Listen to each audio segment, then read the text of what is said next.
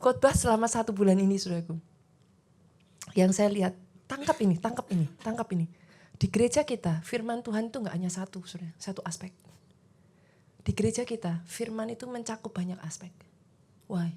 So that as Christian, sebagai orang Kristen, saudara itu jadi orang Kristen yang sungguh-sungguh rencana Tuhan digenapi utuh, saudara.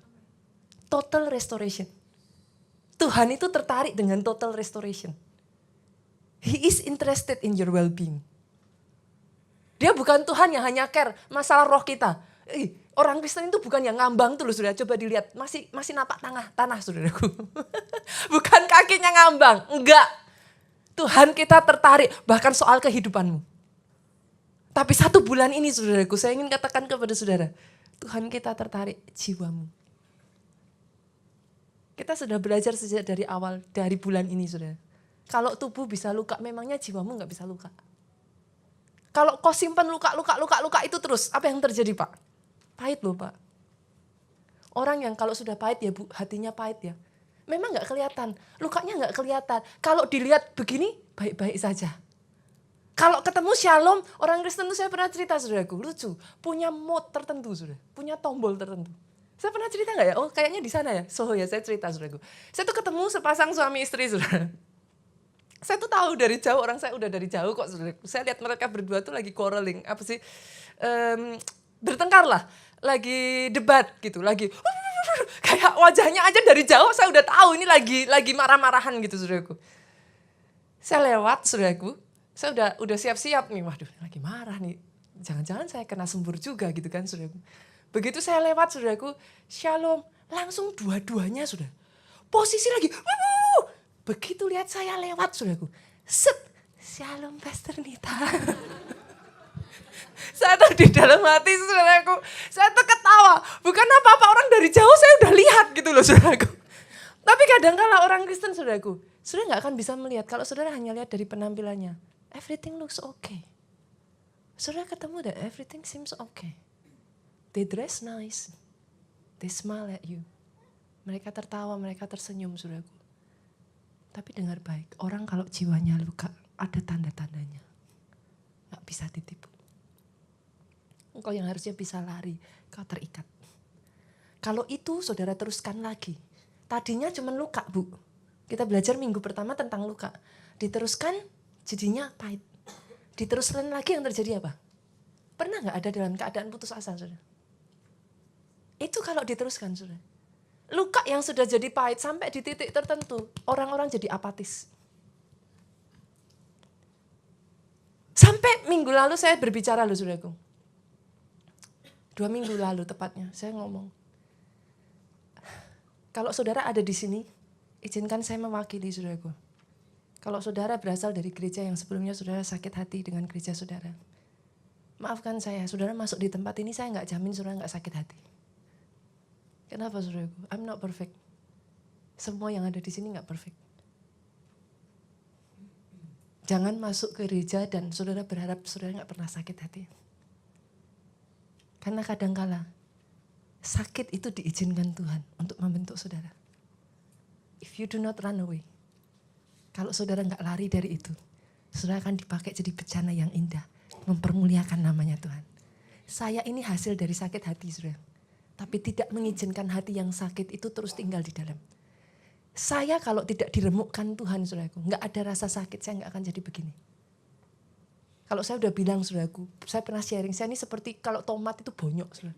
Dibanting atas, banting bawah, banting kanan, banting kiri, jadinya begini, saudaraku. Kalau saudara gak mau dibanting, ketika mau dimakan, rasanya keras. Pernah makan buah masih mentah? Enak gak? Buah yang sudah enak, saudaraku, itu kalau sudah matang. Buah matang itu bonyok, saudara. Yang mengerti katakan amin. Kadang dibutuhkan kita ini diproses Tuhan sampai di titik itu, saudaraku. Dimakan kita sendiri gak enak, kitanya yang ngalami gak enak. Tapi orang lain mencicipi buahmu, mereka bisa berkata, kok manis ya? Saya berdoa hari ini, tidak keputusasaan, saudaraku, keputusasaan diubah. Saya berdoa dari khotbah 1 bulan ini, Tuhan adakan restorasi atas jiwamu. Dipulihkan. Karena kalau saudara terus lanjutkan, saudaraku, Minggu ini saya akan menyampaikan satu firman Tuhan, saudara, yang saya yakin, saudaraku, semua kita pasti pernah alami. Saya akan berbicara tentang loneliness.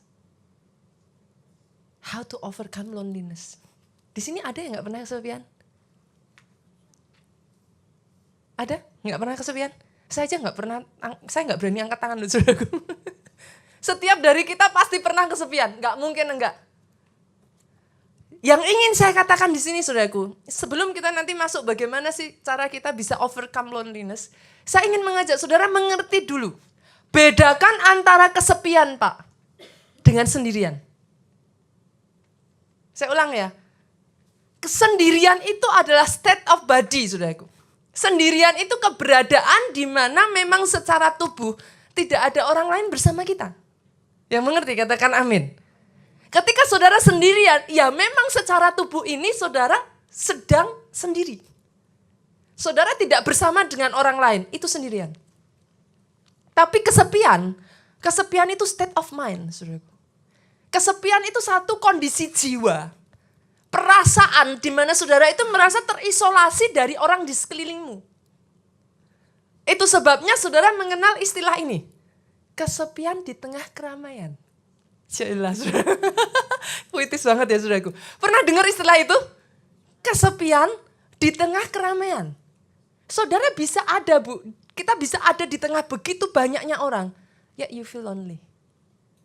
Bedakan antara alone, being alone, dengan feeling lonely. Yang mengerti katakan amin. Itu sebabnya hari ini saya ingin mengajak saudara untuk melihat terlebih dulu. Apa sih ada 7 penyebab dari kesepian ini, saudaraku, yang terjadi dalam kehidupan kita. Saya percaya bisa lebih dari 7, saudaraku. Tapi saya akan memberikan 7, di sini tulisannya 7 jenis kesepian. Basically, apa sih yang menyebabkan kita itu merasa kesepian? Yang pertama, orang bisa merasa kesepian karena apa, saudara? Biasanya pindah tempat baru. Betul? Saudara yang di sini ada nggak mahasiswa? Kayaknya nggak banyak, masih ada mahasiswa di sini? Halo? Oh, iya masih mahasiswa ya? Tapi kalau ini mah di Jakarta terus ya? Oh enggak? Tadinya? Oh dari Depok ke Jakarta deket lah, Bu. Ada di sini yang dari luar pulau? Pindah ke Jakarta? Enggak harus mahasiswa. Luar kota, luar pulau. Saya juga dari luar kota, saya orang Solo, saudaraku. Ada? Oke. Boleh turunkan tangan, sudah? Sebagai ibu-ibu, saudaraku. Kalau pindah tempat baru, apa yang saudara cari pertama kali? Pasarnya di mana? Betul ya, saudara? Betul ya. Kita kalau pindah ke tempat baru, gak bisa disangkal. Ada perasaan gimana sih, Bu? Di kota Solo, Bu, semua orang kenal semua orang. Sudah tahu kota kecil? Saya ketemu pedagang apa, karena sudah kenal yang tadinya, katakan saudaraku saya hobi makan ronde nih. Kalau kita udah kenal, saudara, yang tadinya orang lain dikasih 3 butir, saya dikasih 5, kan gitu saudaraku. Yang mengerti katakan amin. Saudara mengerti yang saya maksudkan? Itu tuh apa ya saudara? Feeling like apa ya? You know everybody gitu. Saudara merasa tenang, tapi ketika saudara pindah ke tempat yang baru, saya rasakan itu sangat kuat sekali, saudaraku. Ketika saya pindah dari kota Solo ke Jogja, I was still so young. Pada saat itu saya bahkan belum menikah, saudara. Pernah ketemu pendeta yang jadi pendeta belum menikah, saudara. Kami belum menikah, saudara. I was still so young. Pak Jo dengan saya itu ketika pertama kali dipercayakan Pak Baja menggembalakan di Jogja, kami masih muda, saudaraku, paling 20 something. Masih sangat muda, saudara. Sedangkan kami menggembalakan jemaat yang ada yang sudah 60 tahun, 50 tahun, saudara. It's not easy. Saat-saat seperti itu, saudaraku, adalah waktu-waktu di mana kita kadang ngerasa kayak we feel so lonely gitu, kesepian. Yang kedua, kesepian bisa disebabkan karena apa, saudara? Pernah nggak saudara ngerasa kayak saudara itu berbeda? You're just different. Saya ngerasakan ini, saudaraku, pada saat saya awal-awal terima Yesus. I'm still teenager, so young. I fall in love with him so much. Bahkan saudaraku, yang tadinya buat teman-teman semua, Pak nyontek itu oke. Saudara jangan nasihatin anak deh, saudara sendiri dulu gimana kan gitu, saudaraku. Masih zaman kita dulu masih muda lah, saudaraku. Kalau buat anak-anak yang umur segitu nyontek it's okay. Tapi ketika saya ikut Tuhan mati-matian saudaraku, I become so radikal. Bagi saya nyontek nggak oke. Bagi teman saya, kamu nggak nyontek, it's okay. Kamu nggak ngasih contekan, itu it's not okay. Terus mengerti yang saya maksudkan? Dari situlah saudaraku, I feel lonely. Saya ngerasa kesepian, saudara. Kenapa? Karena setiap kali saya datang, teman-teman, sebenarnya saya jadi kayak gini ini nubuatan dari teman-teman, Bu. Saya datang, teman-teman bilang pendetanya datang, kayak gitu. Jadi sejak dari saya masih sangat muda itu, mereka sudah sebut saya pendeta seperti sok suci, sok kudus, kayak gitu, saudaraku. Jadi saya I feel so lonely. Kayak nggak ada orang yang kayak ngerti kita, kondisi kita. Yang ketiga, saudara, kesepian bisa disebabkan apa? Ada lagi apa, saudaraku? Ini literally, saudara. Pernah nggak punya teman-teman yang semua udah married, tinggal saudara yang belum? itu apa ya, saudara? Sakitnya tuh di sini, saudaraku. Coba senggol kiri kanan, kasihan deh lu. Bagi saudara yang belum menikah, saudaraku, firman Tuhan berkata adalah baik kalau saudara tidak sendirian. Tapi anyway, saya nggak merasakan yang ini, saudaraku. Saya pernikahan dini, saudara. Saya menikah sangat muda. Karena sudah menggembalakan putar bolak-balik terus, saudaraku. Jadi dari Pak Obaja itu sampaikan, kalian kalau memang udah mantap dari Tuhan ya udah. Karena memang posisinya kami sebagai gembala sidang, saudara. Jadi saat itu kami menikah masih cukup muda sekali, saudaraku. Jadi saudara lihat sekarang saya anaknya udah gede-gede segini-gini, saudaraku. Udah anak saya yang pertama tuh tingginya udah segini saya, saudara. Tapi kalau jalan saya paling bangga, saudara. Kayak ciciknya ya. Saya seneng, saudara. Itu berkatnya, saudara, saudaraku. Nah, yang keempat, yuk kita lanjut lagi. Yang keempat. Kesepian karena kita merasa tertolak, saudara. Pernah nggak sih kalau saudara punya teman yang kalau saudara datang, yang lain bubar? Sakit banget, saudara. Bener. Saya pernah ngalami hal-hal seperti itu, saudaraku. Kita simply merasa tertolak. Anak-anak kadangkala orang tua hati-hati juga. Kita bisa too busy. Mereka datang ke kita. Kita merasa kayak mereka itu hanya seperti kayak mengganggu. Nanti dulu. Jangan kira karena mereka masih kecil mereka nggak bisa tertolak, loh, saudara. Anak itu tahu. Ini teman-teman di Kids Impact. Kita melayani di Samuel Moment, saudara. Samuel Moment itu retreat encounter yang didesain untuk anak usia 9-15 tahun. Saya menemukan ada begitu banyak anak. Saudara bisa berkata kepada saya, Pastor, anak umur 9-10 tahun tahu apa? Jangan salah, saudara. Saya melayani anak-anak di usia itu dan mereka nangis itu sampai guling-guling, saudara. Nangis. Kemarin kita baru aja ya berangkat Eagle Camp. Eagle Camp itu ISBC untuk anak, saudara. 9-15 tahun. Itu nangis tuh sampai aduh, saudaraku. Itu sampai kertas koran udah digelar di mana-mana, saudara. Jangan salah. Anak kecil juga bisa terluka, Pak. So be careful. Kita sebagai orang tua ketika anak datang kepada kita, hati-hati, saudaraku. Do not reject them. Embrace them. Sama seperti anak-anak bisa terluka, halo, yang masih muda, yang masih punya orang tua bisa terluka loh. Bisa tertolak loh. Dulu waktu kecil disayang-sayang. Dulu waktu kecil dipeluk-peluk. Di sini yang cowok-cowok, aduh. Kalau jalan sama maminya, dicium maminya, malu nggak? Yuk. Loh, bisa sakit hati loh, saudara, waktu kecil dipeluk-peluk, dijaga-jaga, udah gede.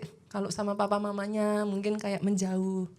Kadangkala saudaraku, kita yang tanpa saya pun menyadari, saudaraku, saya ngomong kayak gini, saya cerita kepada saudara seperti ini. That's based on my own experience. Kadangkala kita setelah dewasa, saudara, kita becoming too busy. Sibuk sekali. Apalagi kalau saudara sudah mulai Tuhan bawa saudara sukses.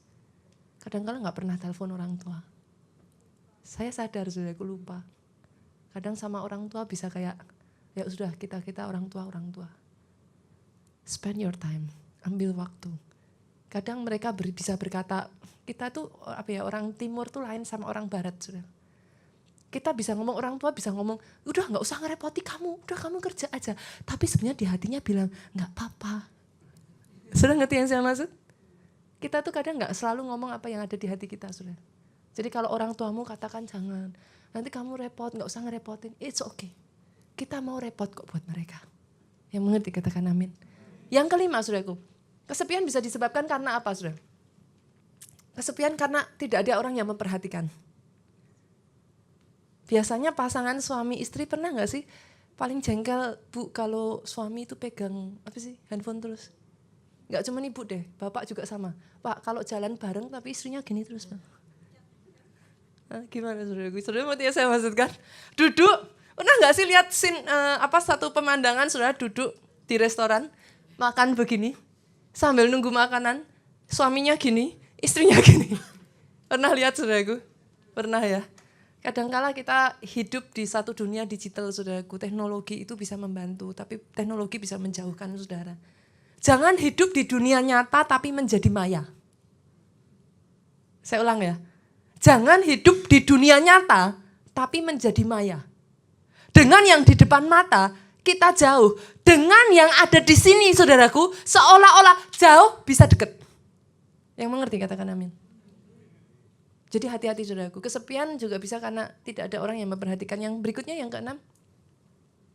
Yang keenam, kesepian karena tidak bisa percaya kepada teman-teman. Pernah nggak Bu, punya teman yang kita tuh kita tuh berasa BFF gitu. Apa sih BFF? Kita tuh merasa dekat, sohib banget gitu. Tapi apparently kita mendapatkan orang yang kita sangat percayai, ternyata justru malah di belakang kita membicarakan kita.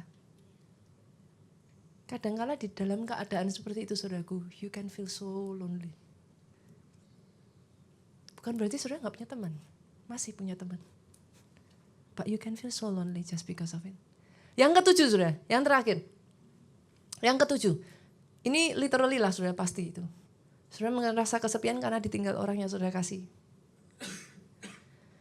Orang bisa berkata saudaraku, mungkin kalau saya pernah ngalami ini sudah, jadi saya rasa saya bisa ngomong sudah. Orang bisa berkata, waktu menyembuhkan. Kalau saya boleh ngomong, waktu hanya membantu sudah. Kalau ditanya, setelah waktu berjalan pun masih kangen gak? Pasti. Gak bisa sudah.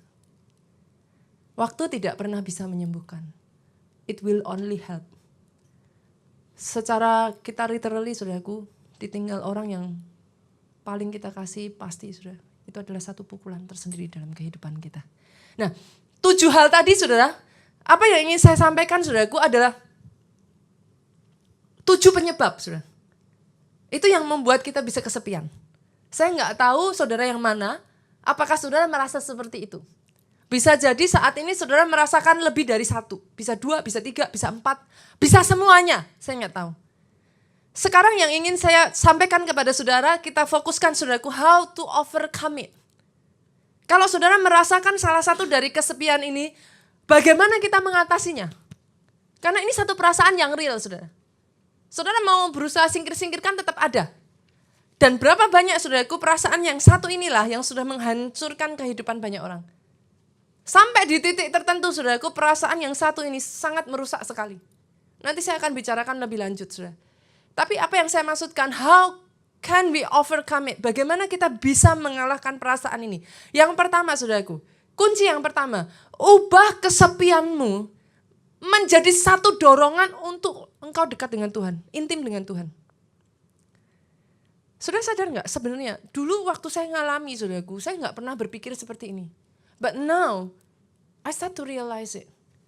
Sesungguhnya Tuhan pakai rasa kesepian. Itu sebagai satu signal saudaraku. Karena Tuhan cari saudara. Saya ulangi saudara. Sadarilah bahwa rasa kesepian itu adalah satu titik momen yang baik untuk saudara berlari kepada Tuhan. Cari Tuhan. Di saat dimana saudara ngerasa gak ada satu orang pun yang kenal saudara, semua orang itu asing. Saudara seperti kayak sendirian, gak punya siapa-siapa. Jadikan dia satu-satunya sahabat dalam hidupmu. Datang lari sama Tuhan. Di saat dimana saudara merasa seperti itu, that's the best moment, trust me. Percaya saya, saudaraku. Itu waktu yang terbaik dimana saudara datang kepada Tuhan, just get close to Him. He can be your best friend. Di saat dimana saudara merasa nggak ada orang yang kenal saudara, nggak ada orang yang mengerti saudara. Semua perasaan yang saya sebutkan 7 tadi saudaraku, saya boleh katakan, saya alami itu di saat saya remaja saudara. Saya pernah cerita ya kalau nggak salah yang terakhir saya di sini ya. How I lose my best friend. Bagaimana saya kehilangan teman baik saya. Bagaimana saya kehilangan ya semuanya lah saudaraku. Saya merasa saya seperti kayak saya sangat kesepian. Saya boleh katakan ini saudaraku, definitely kalau saat itu saya tidak kehilangan sahabat dekat saya, going to church is not a choice for me. Gimana sih anak-anak masih muda-muda kumpul saudaraku setiap hari Minggu. Disuruh kids impact, bye-bye saudara. Gak mau, gak menarik. Lebih menarik kita kumpul dengan sahabat-sahabat kita ngobrol dengan teman-teman kita. Tapi justru karena di saat itu Bu, saya diizinkan Tuhan, saya kehilangan best friend saya. Saya kehilangan satu lingkungan yang saya very close to it. I feel so lonely. Dengar baik, kalau saudara bisa menyadari perasaan kesepian, sesungguhnya Tuhan pakai untuk menarik saudara dekat dengan Dia.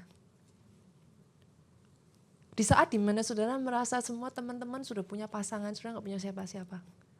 Saudara tertolak, gak ada yang mau dekat dengan saudara. Rasanya seolah-olah saudara best friend pun gak bisa dipercaya. But he can be your best friend, you know. Saya rasa saudaraku, ini yang dirasakan Daud. Pastor, gimana pastor tahu kalau itu yang dirasakan Daud? Literally loh saudara. Dari 7 anak, Daud itu gak dipanggil loh.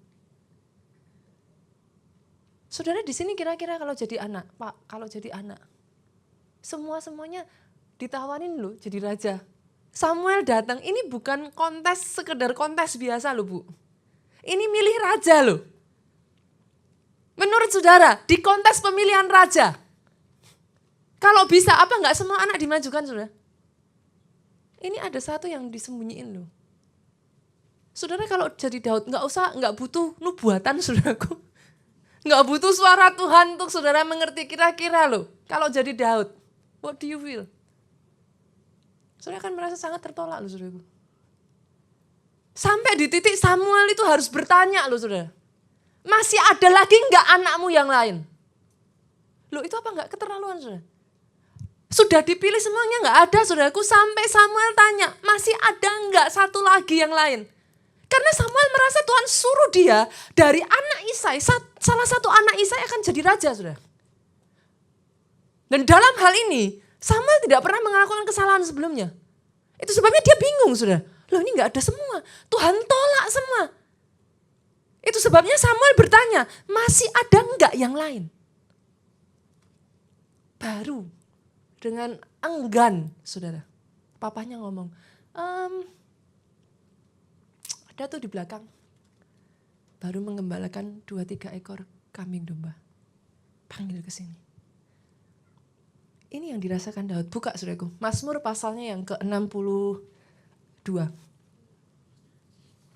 Kita lihat. Lihatnya yang kedua.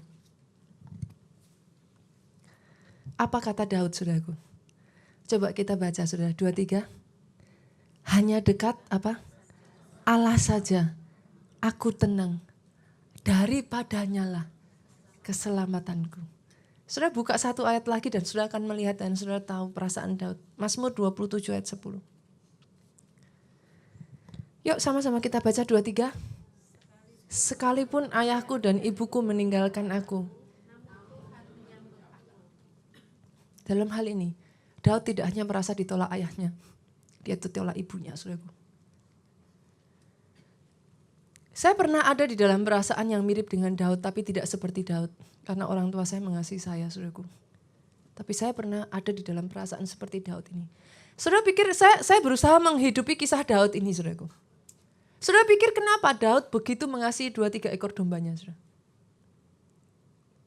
Apa begitu bertanggung jawabnya Daud, saudara? What do you think?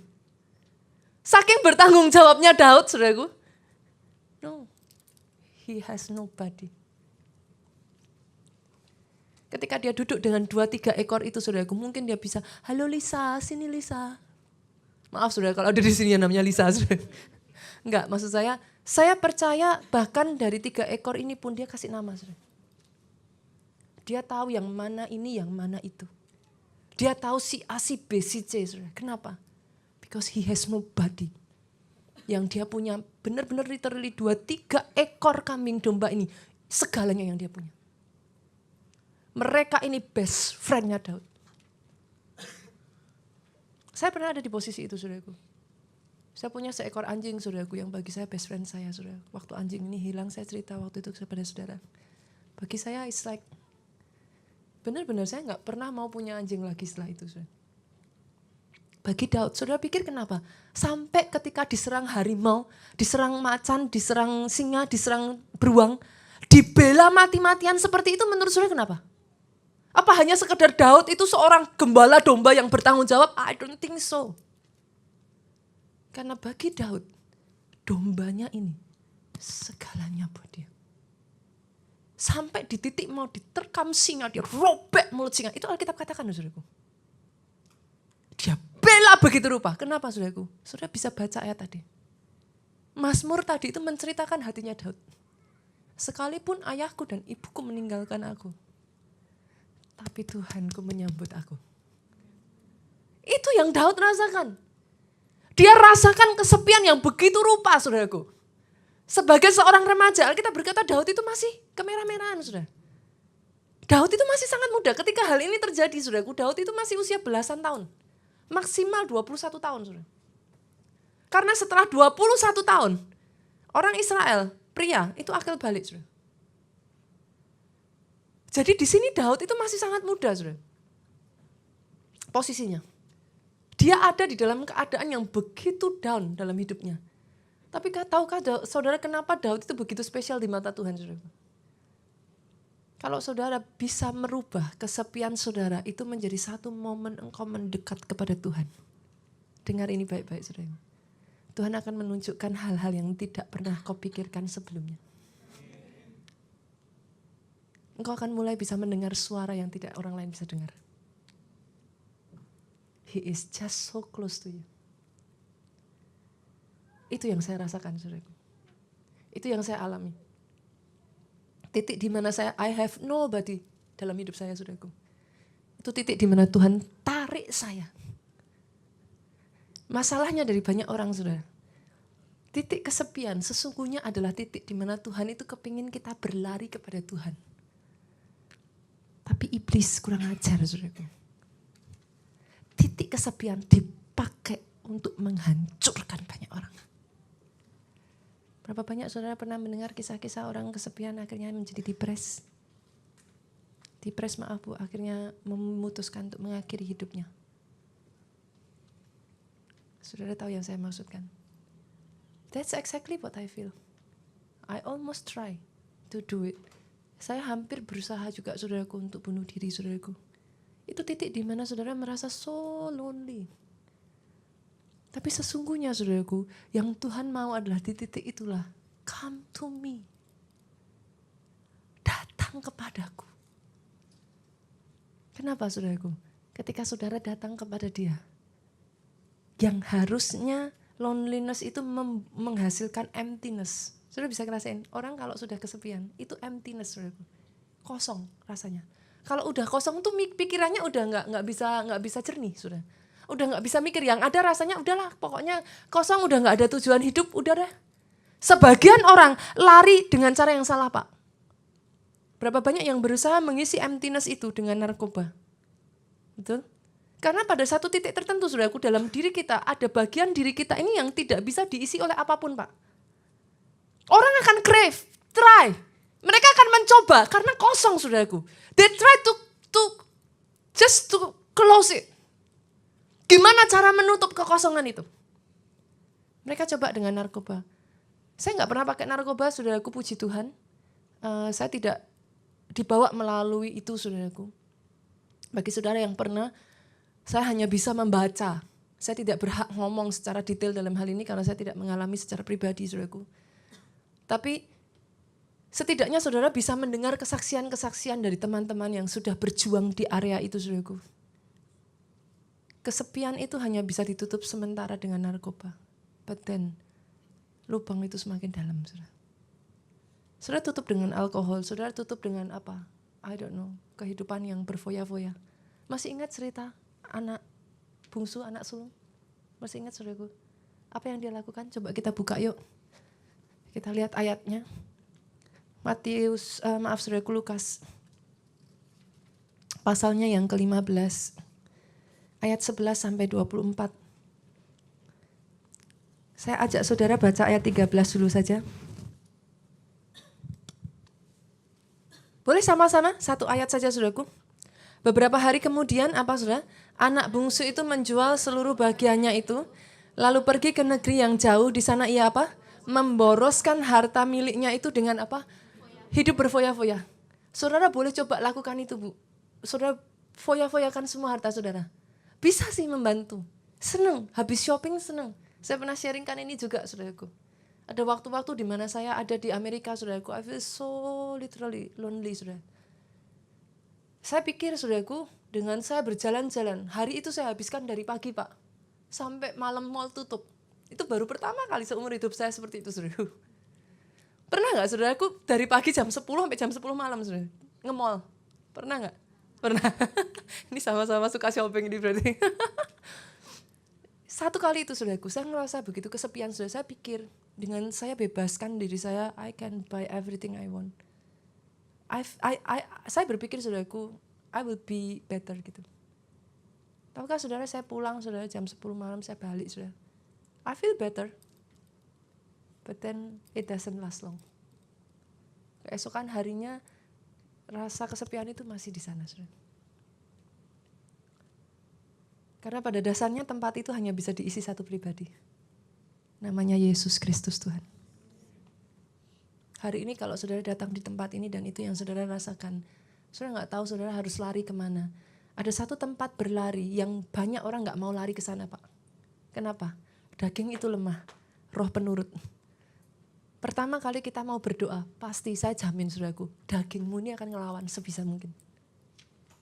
Padahal apa sih berdoa? Berdoa ya berdoa aja, saudara. Tapi ketika saudara mau berdoa, pernah gak sih ngerasa, mau doa tuh kayak, kakinya tuh kayak dikasih, apa sih, batu kilangan, saudaraku.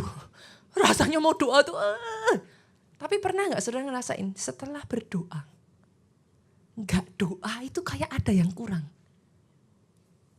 Yang mengerti katakan amin. Karena kebutuhan roh dengan kebutuhan badan ini beda, saudara. Saudara bisa bedakan itu. Kebutuhan roh itu akan persekutuan intim dengan Bapa di surga. Rasa kesepian adalah satu signal yang dipakai Tuhan untuk menarik engkau kembali. Dan kabar baiknya, ketika kau berlari mendekat, kita baca ayatnya.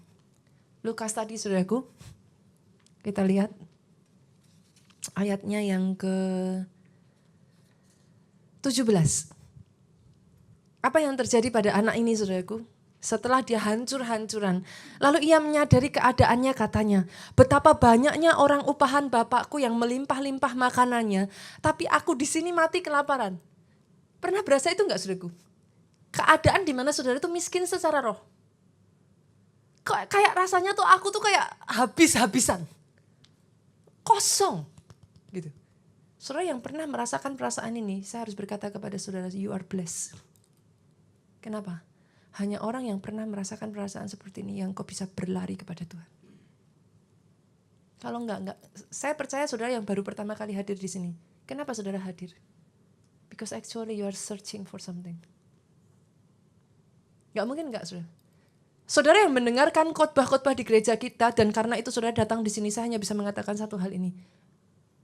Artinya saudara haus dan lapar. You are looking for something. That's why you come. Gak mungkin enggak.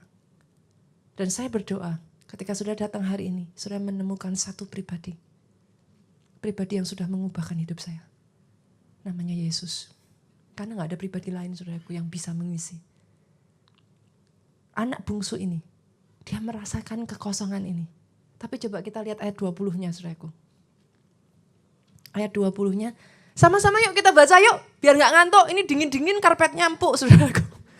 Yuk, 2, 3. Maka bangkitlah ia dan pergi kepada bapaknya. Ketika ia masih jauh, ayahnya telah melihatnya. Lalu tergeraklah hatinya oleh belas kasihan. Ayahnya itu berlari mendapatkan dia, lalu merangkul dan mencium dia. Menurut saudara, saya tanya, bagaimana bisa dari jauh ayahnya sudah melihat?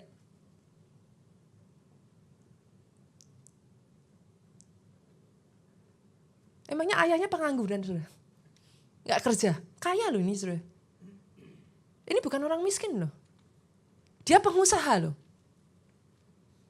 Nanti dari ayat selanjutnya saya akan ceritakan kepada saudara kenapa saya katakan demikian.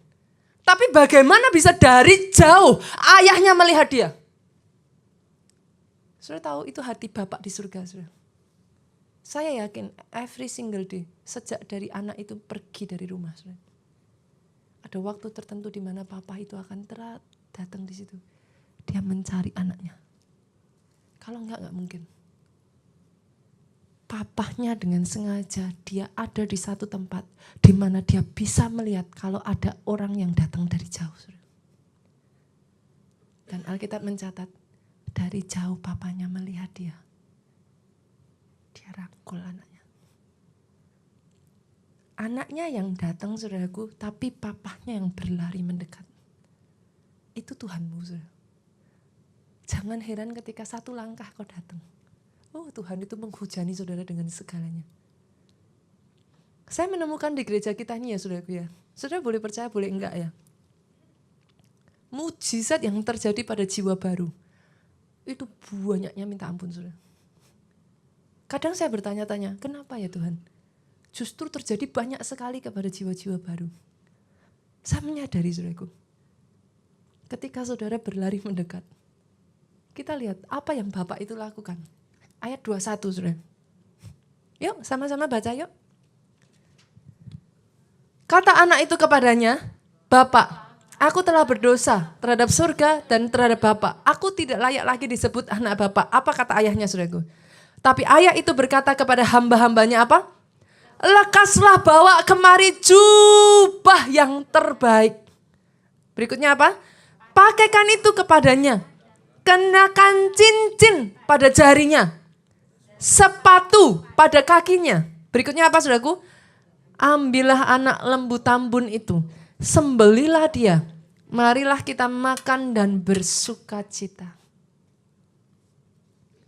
Satu langkah kau maju, mendekat kepada dia, saudaraku. Dia berikan segalanya buat engkau. Itu hatinya Bapak, saudara. Itu kerinduannya Bapak. Saudara tahu cincin itu bicara tentang apa? Di zaman dulu kalau saudara sering lihat TV apa namanya? Film-film, saudaraku.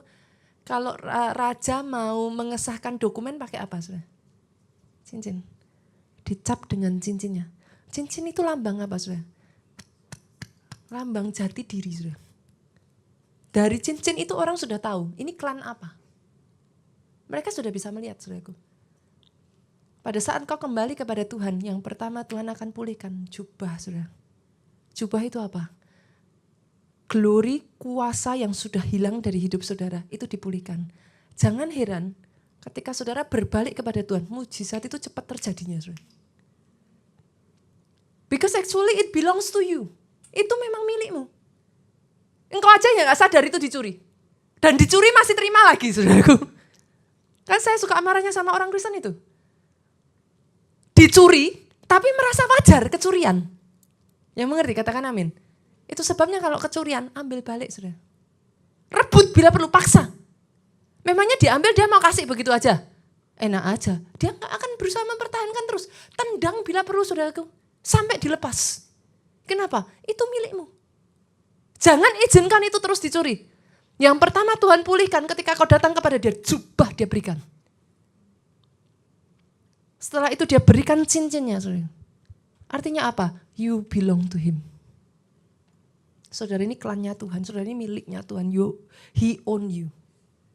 Tapi berikutnya kasut, saudaraku. Dia pulihkan. Engkau bisa berjalan dan tidak menjadi lelah.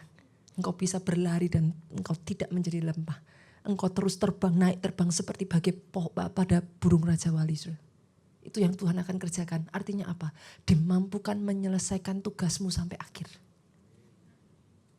40 tahun bangsa Israel berputar-putar di padang gurun, saudara. Alkitab mencatat apa? Tidak menjadi usang kasutnya. Penyertaan Tuhan akan ada atas kehidupanmu, dimampukan menyelesaikan sampai akhir. Tapi lebih daripada itu, apa yang dia lakukan, saudaraku?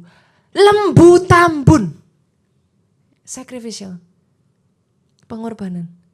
Tuhan berikan yang paling berharga, saudaraku, apa? Keselamatan atas kehidupan saudara. Saya berdoa ketika saudara datang kembali kepada Tuhan, kalau ada di sini, saudara sudah lama meninggalkan Tuhan. Come back to Him. Kembali kepada Dia. Dia berikan segalanya dalam hidup saudara. Yang kedua, saudaraku, boleh saya undang pemain musik maju ke depan? Yang kedua, saudara. I almost finish.